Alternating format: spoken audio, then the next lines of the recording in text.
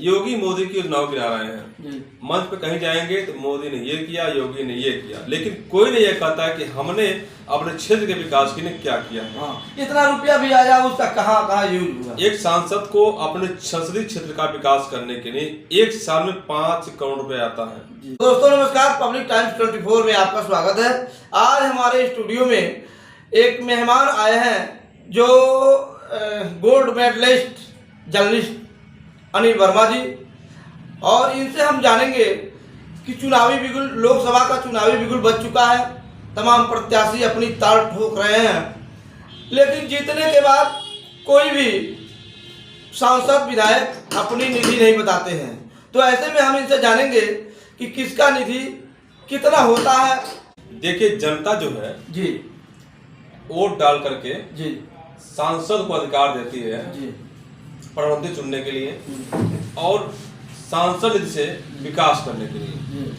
लेकिन प्रधानमंत्री चुन गए जाते हैं, प्रधानमंत्री वहां से स्कीम बना के सभी राज्यों में जिलों भेजते हैं और चलता है। लेकिन सवाल ये उठता है कि सांसद जो है, जो निधि आती है, उसका कोई नहीं जान पाता है कितनी निधि आई, कहाँ कहाँ किस कार्य पर खर्च किया गया है।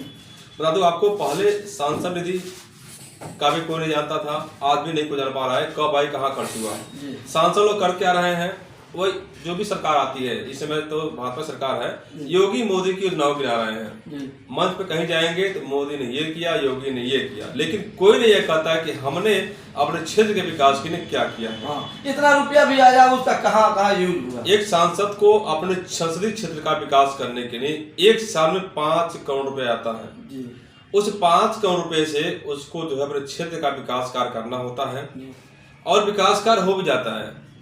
कागज में होता है कि सही होता है, यह जांच का विषय है। इसकी जांच जरूर होनी चाहिए। एक ग्राम पंचायत में जब निधि जाती है तो ग्राम प्रधान की खूब जांच कराई जाती है, खूब जांच होती है, वो भी सरकारी पैसा होता है।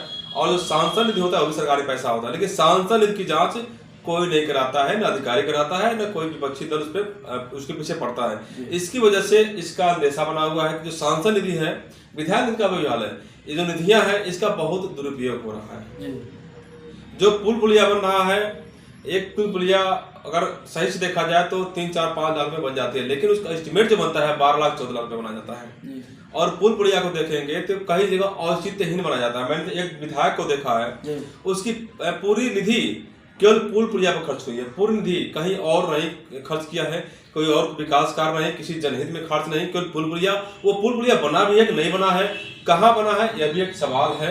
लेकिन जनता ने तो आपको चुन लिया, लेकिन निधि का दुरुपयोग आप कर रहे हैं कि सदुपयोग कर रहे हैं, ये जनता भी इसके लिए जागरूक होना होगा। जब वो जाते हैं चुनाव में भी, लोकसभा चुनाव चल रहा है, अगर ये जाते हैं कोई सांसद जो पहले से है क्षेत्र में जाए तो उसे पूछिए कि आपको 5 करोड़ रुपए मिला, आपने उस पैसे से मेरे गांव का या मेरे शहर का विकास क्या क्या किया है, और किसी के इलाज के लिए क्या खर्च किया है आपने, तो आपको ठीक से जवाब नहीं दे पाएंगे, क्योंकि वो पर्दे के पीछे रखते हैं। वो केवल और केवल सरकार की जो निधियां हैं उस पर डिपेंड रहते हैं। कोई योजना है उसकी बड़ाई करेंगे, उसकी तारीफ करेंगे, लेकिन यह नहीं बताएंगे कि मैंने इतना रुपया इस निधि से यहाँ खर्च किया है, जरूरत पड़ेगी तो और भी खर्च किया जाएगा।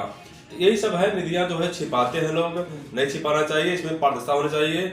और मेरा मानना है कि जैसे वोटर लिस्ट का प्रकाशन होता है, जैसे किसी वैकेंसी कोई निकलती है तो उसका पूरा मेरिट बनता है, कोई धनराशि पूरे प्रदेश में जारी होती है तो उसका लिस्ट बनता है कि नागरिक कितना धनराशि गया है। उस प्रकार से जो सांसद है और विधायक निधि है उसकी भी लिस्टिंग होनी चाहिए, और वो जो है कोई सी विशेष तिथियों पर, अवसरों पर उसको सार्वजनिक करना चाहिए। कोई ऐसे जगह या किसी साइट पर डालना चाहिए पब्लिक के लिए, पब्लिक जान सके जो जिसको उसने वोट दिया है वो सांसद निधि या विधायक निधि करके कहाँ कहाँ खर्च कर रहा है, कौन सा पुलिया कहाँ बनवा रहा है, कौन सी कार्यदायी संस्था है।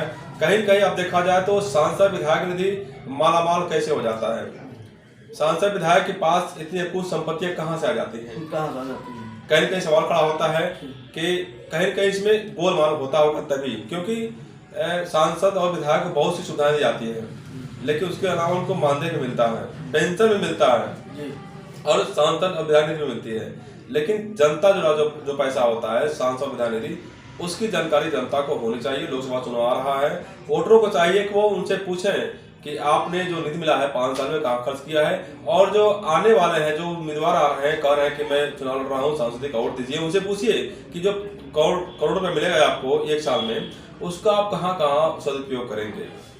तो कहीं न कहीं जैसे कि सबकी जांच होती है, सांसद विधायक की भी जांच होनी चाहिए, उसकी निधियों की जांच होनी चाहिए, सत्यापन होना चाहिए। अधिकारी भी खामोश रहता है, क्या करे, वो जनप्रतिनिधि है, कुछ बोलेगा तो उनको धमकी मिलेगी, कुछ बोलेगा तो फिर उन पर दबाव बनाया जाएगा।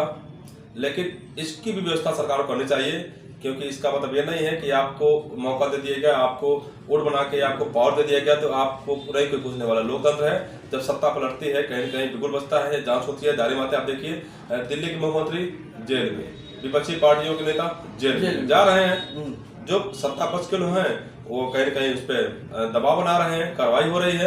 वही हाल होगा जब सत्ता बदलेगी तो कहीं न कहीं सांसद विधायक की भी जांच होगी, चाहे पक्ष का हो विपक्ष को हो। अवसर आता है, समय आता है, समय आने से पहले कुछ नहीं होता, लेकिन जनता को जागरूक होना होगा और उनको जो है इनसे सवाल करना होगा। सवाल करने की हिम्मत रखिए, तभी आपका और देश का, क्षेत्र का, गाँव का विकास हो सकता है। अच्छा, एक चीज जानकारी और दे दीजिए, जैसे मान लीजिए कोई जो सड़क बना रही है, तो सड़क शुरू हो जाती है या नहीं शुरू होती है, या तो पहले बोर्ड लगा दिया जाता है या तो बोर्ड नहीं लगता है, पूरा सड़क बनने के बाद तब वहाँ जो है कि पूरा ये क्या बोलता है बोर्ड लगाया जाता है। तो क्या ये बोर्ड पहले लग जानी चाहिए? वो शासन निर्देश है, ये कार्य शुरू होने से पहले जी कार्य स्थल पर कार्य का विवरण का पूरा बोर्ड लगना चाहिए जी, बोर्ड लगने के बाद एक कार्य खत्म होना चाहिए जी जी, ये सब बात है। चलिए, बहुत बहुत धन्यवाद, आपने जानकारी दिया।